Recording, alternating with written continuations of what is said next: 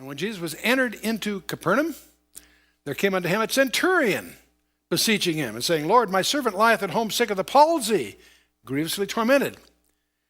When you get to Capernaum, by the way, I say when, not if, because you're going to go there on one of your trips, and you'll go to Capernaum. One of the conspicuous things in Capernaum is a synagogue, very large, been reconstructed, but from the original stuff, synagogue. That synagogue was built by this centurion.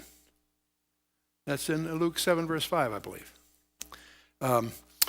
Now, Centurion's about head of about 80 men. You'd think theoretically 100, but they weren't organized quite that way.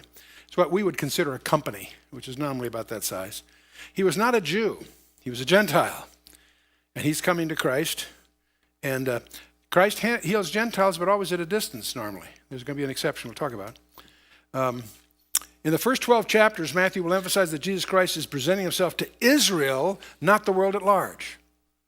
That's going to change at chapter 12 for some very dramatic reasons. But the first 12 chapters, you'll notice as we go through, Jesus emphasizes to his disciples that they are to go to the house of Israel, only to the house of Israel. That's his mission. That's what he's doing. So this is extraneous to his mission, in a sense. He's come for Israel. Here the centurion comes to him, who's not a Jew. And and by the way, something else, as we're talking about centurions, Luke, the Gospel of Luke, talks a lot about centurions. This one happens to be in Matthew for some reasons, but Luke is always very kind to centurions. You'll see all the way through Luke. The Romans are always the good guys, somehow. And when remember Paul invoked his Roman citizenship and appealed to Rome in Acts 25? It was legally required that if somebody appealed to Rome, a written documentation of the background had to precede his hearing. And so it's believed by some scholars that Luke, volume 1 and volume 2, volume 1 called the Gospel of Luke and volume 2 called the Acts of the Apostles, were those required documents.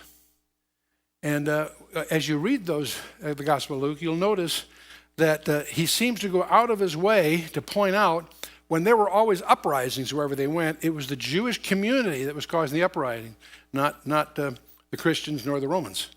And so he seemed to be occupied to demonstrate that all, which tends to support this view that it was the background stuff. And of course, Roman officials are always good guys in Luke's narratives, if you'll notice as you go through it.